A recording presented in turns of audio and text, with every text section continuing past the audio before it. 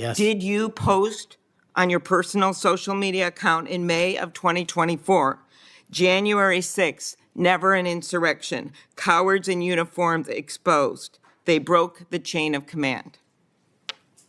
I believe you're referencing a post that was shown in part earlier. I don't have it in front of me. You posted it, and it was on your account. Did you say that the FBI headquarters should be shut down and reopened as a museum of the deep state? Could he just answer the question? Did he say that the headquarters should be shut down? Mr. Chair. I deserve an answer to that question. He is asking to be head of the FBI, and he said that their headquarters should be shut down. Simply this. If the best attacks on me are going to be false accusations and grotesque mischaracterizations. Mr. Chairman, I am quoting his own words from September of 2024. It is his own words. It is not some conspiracy. It is what Mr. Patel actually said himself. Facts matter. Amy Klobuchar entered that hearing with a single objective: to show the American people who Kash Patel truly was before it was too late. The thick stack of documents she carried was not a collection of talking points. It was a detailed record of the falsehoods, threats, and conspiracy claims he had publicly made over the years.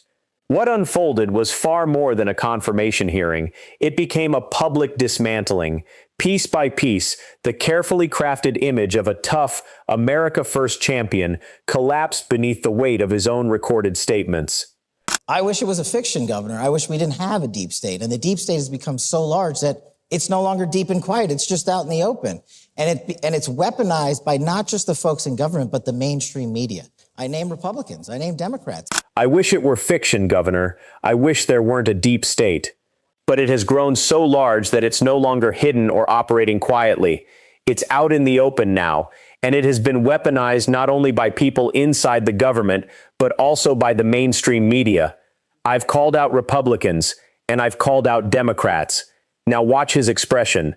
Notice the moment he freezes. See how he immediately turns to procedure instead of addressing the truth.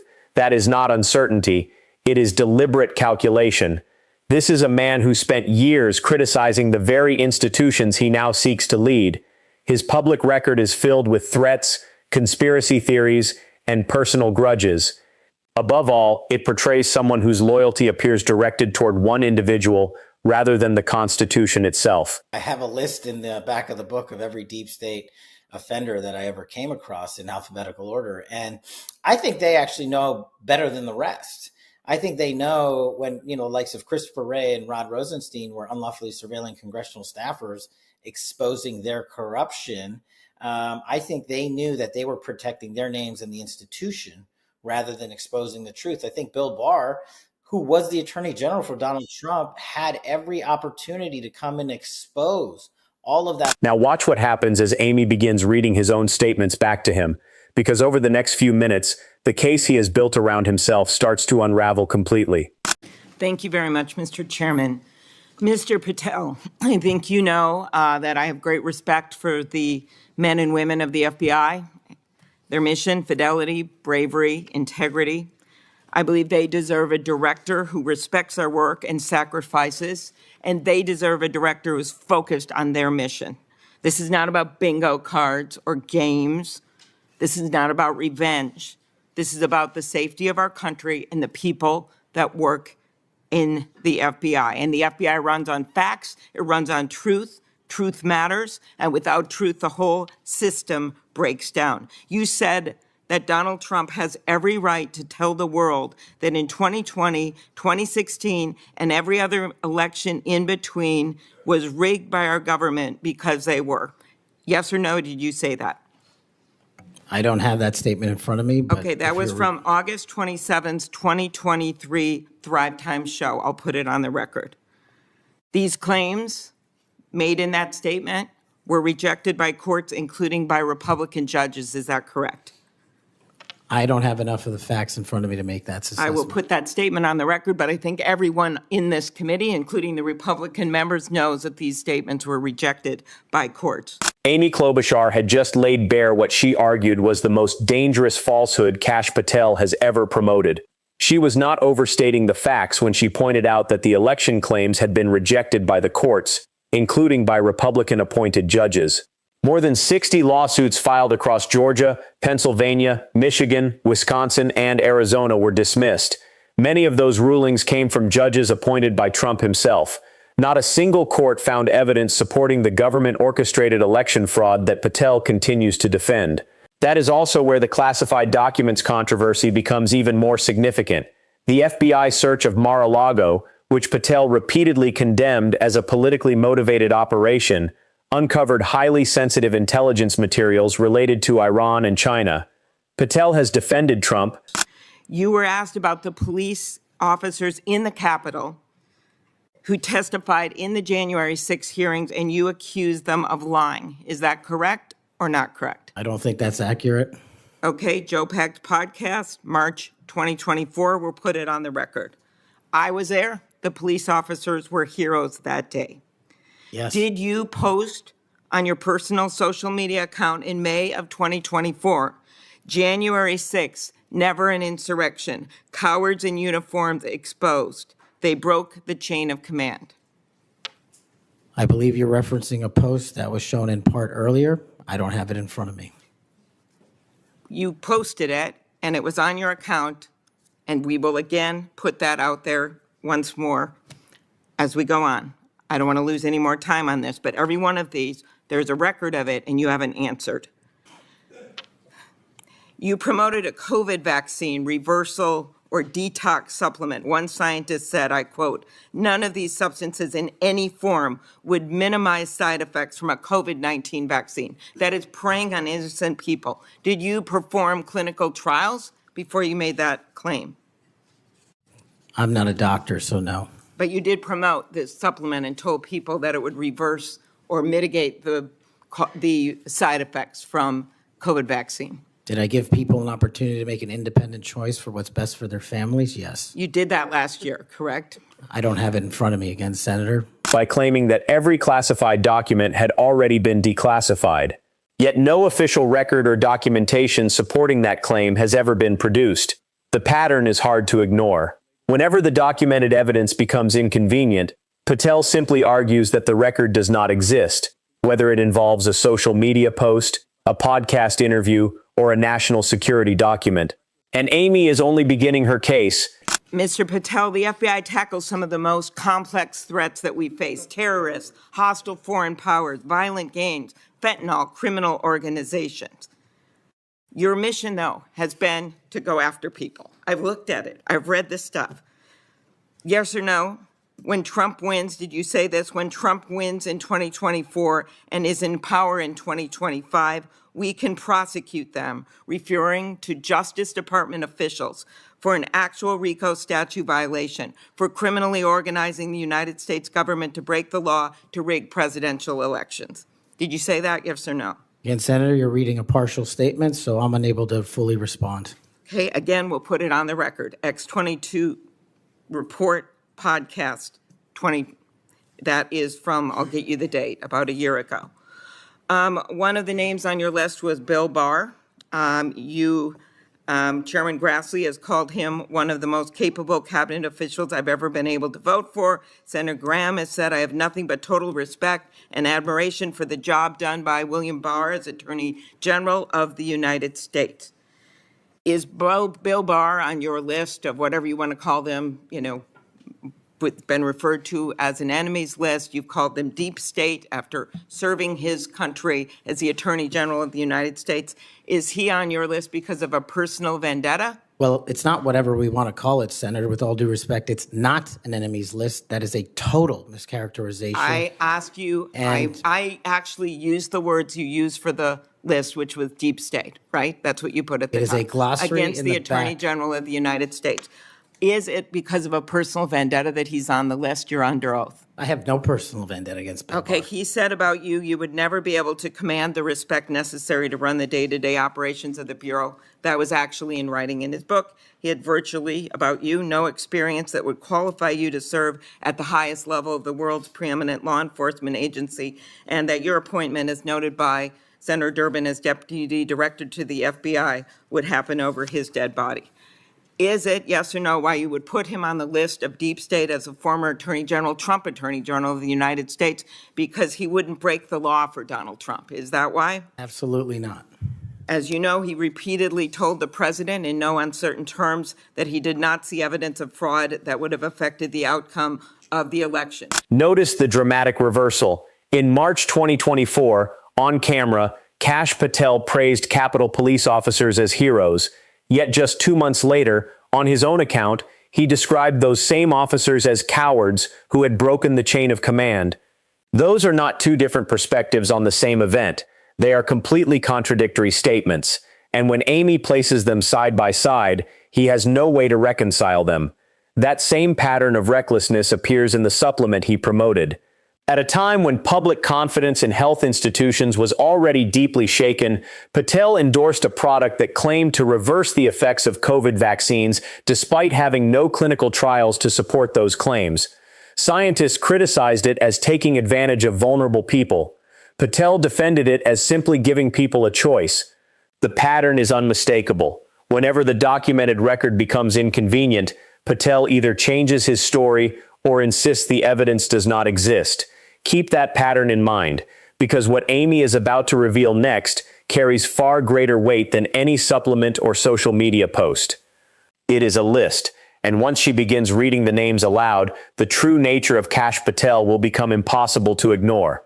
Now to FBI Director Kash Patel, who has fired at least 6 agents tied to the 2022 search of President Trump's Mar-a-Lago estate. That's what 6 people familiar with the matter tell NBC News. But 3 of those sources say at least 10 employees were ultimately dismissed. Agents who were also involved in looking into people who rioted on January 6th have also been removed and fired. Now the focus shifts to FBI Director Kash Patel, who has dismissed at least 6 agents connected to the FBI's 2022 search of President Trump's Mar-a-Lago estate. I told him that the stuff that his people were shoveling out to the public was bullshit. I mean, that the claims of fraud were bullshit. And, he was indignant about that. And then, and my opinion now, is that the election was not stolen by fraud. And I haven't seen anything since the election that changes my mind on it. That information comes from 6 individuals familiar with the matter who spoke with NBC News. The reported firings have drawn renewed attention to Patel's leadership and the ongoing scrutiny surrounding the investigation into the Mar-a-Lago search. Did you say in February of 2021 that the election stuff was never my job and I stayed out of that stuff? Again, I don't know what comment you're referring to, but I'm sure you're reading a piece of something. You said it on Pushback on a podcast. Is it true, though, that in December of 2020, you reached out to the Trump acting Deputy Attorney General and asked him to investigate a conspiracy theory claiming that people in Italy had used military technology and satellites to remotely tamper with voting machines in the U.S. and switch votes for Trump from Trump to Biden? Is that true? What was the date? That was out of December of 2020. I was Chief of Staff to the Department of Defense, so I don't believe that's accurate in any way. Okay, that came out of testimony before Congress. I will give it to you. Have you referred to the media as the most powerful enemy of the United States that they have ever seen? Is that right? Again, you're reading a quote. I take that you're reading it accurately. CPAC 22324. You said we're going to come after the people in the media who lied about American citizens who helped Joe Biden rig the elections. We're going to come after you whether it's criminally or civilly. Is that something you said? That's a partial statement of what I said. Steve Bannon's podcast. You also said you would put the entire fake news mafia press corps on your list. Is that correct? Is that what you said? I don't have that in front of me. Benny Johnson's podcast, 82123. According to his own memoir, Barr's explanation for ending up on that list is straightforward. He refused to tell Trump that the election had been stolen because the evidence did not support that claim. In the end, his commitment to the facts was what placed him on the blacklist. This is not reform. It is portrayed as settling scores with the full authority of the FBI. Stay with us, because the next chapter of Patel's record centers on a very different kind of loyalty. His support for a conspiracy theory involving a NATO ally, even after intelligence agencies had already discredited it. The so-called Italygate theory was never considered a credible allegation. It stood as one of the most extreme conspiracy claims to emerge after the 2020 election, asserting that satellites and military technology in Italy had altered American votes in real time. The claim never gained traction in court for one simple reason: it lacked any factual foundation. Acting Deputy Attorney General Richard Donahue later testified that when the allegation reached him, he dismissed it as complete insanity. A review by the Defense Intelligence Agency likewise concluded that the story had no basis in fact. Even so, while serving as Chief of Staff at the Pentagon, Kash Patel reportedly pushed the Justice Department to investigate it. His comments about the media are just as revealing. Press freedom organizations, including the Committee to Protect Journalists, have warned that Patel's public pledge to pursue reporters represents a direct threat to a free press from someone seeking authority over federal law enforcement. Place that alongside his broader pattern of rejecting inconvenient evidence, whether it involves a podcast transcript, a social media post, or highly sensitive intelligence, the same picture begins to emerge. Evidence does not appear to change Kash Patel's position. Instead, it is denied, reinterpreted, or subjected to endless investigations, unless that evidence is directed at him. And now, Amy is about to bring that entire pattern to its most powerful and damaging conclusion. You have said that the FBI, including today, you said that they remain utterly corrupt. This is an agency with agents who have taken down terrorists, taken down bank robbers, taken down crime. And you wrote that the FBI has become so thoroughly compromised that it will remain a threat to the people unless drastic measures are taken. Do you know that under Chris Wray's leadership, he took over at a very difficult time, we all know that, appointed by President Trump, that during his tenure, the applications to the FBI has in fact tripled? Do you think people would be applying to that agency like in those numbers if they thought it was so corrupt? The American public's trust in it is at 40%. That's an all-time low. Did you say that the FBI headquarters should be shut down and reopened as a museum of the deep state? Mr. Chairman, are we allowed to go an extra time? Let's see, you get a second round. Before I call on Senator Lee. Could he just answer the question if he said that the FBI headquarters, where they investigate cybercrime and terrorism, should be shut down and opened as a deep state? Hey, Mr. Chair. As a museum. Did he say that the headquarters should be shut down? Mr. Chair. I deserve an answer to that question. He is asking to be head of the FBI, and he said that their headquarters should be shut down. Mr. Chair, parliamentary inquiry. You got anything you want to say, Mr. Patel, before I go on to Senator Lee? Simply this. If the best attacks on me are going to be false accusations and grotesque mischaracterizations, the only thing this body is doing is defeating the credibility of the men and women at the FBI. I stood with them here in this country. In every theater of war we have, I was on the ground in service of this nation. And any accusations leveled against me that I would somehow put political bias before the Constitution are grotesquely unfair. And I will have you reminded that I have been endorsed by over 300,000 law enforcement officers to become the next director of the FBI. Let's ask them. Mr. Chairman, I am quoting his own words from September of 2024. It is his own words. It is not some conspiracy. It is what Mr. Patel actually said himself. Facts matter. You forget that you had 3 minutes in the next round to say what you just said. Okay, I'll say them again. Okay. Facts matter. That was how Klobuchar brought her remarks to a close, and it is a statement worth reflecting on. Everything raised during this hearing, the museum comment, the enemies list, the Italygate conspiracy, the reversal on Capitol Police, and the unproven supplement, came directly from Patel's own words. They appeared in his podcasts, on his social media accounts, and in his published book. None of it came from anonymous sources, and none of it was leaked. The one place where Patel could not rely on saying, "I don't have that in front of me," was the grand jury room. There, he was granted immunity so prosecutors could question him under oath about what he knew regarding how classified U.S. intelligence concerning Iran and China ended up stored at a Florida resort.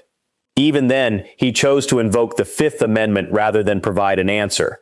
That is the individual who now oversees the FBI's classification process, personnel vetting, and the handling of some of the nation's most sensitive information. If you found this breakdown valuable, be sure to subscribe and share your thoughts in the comments below.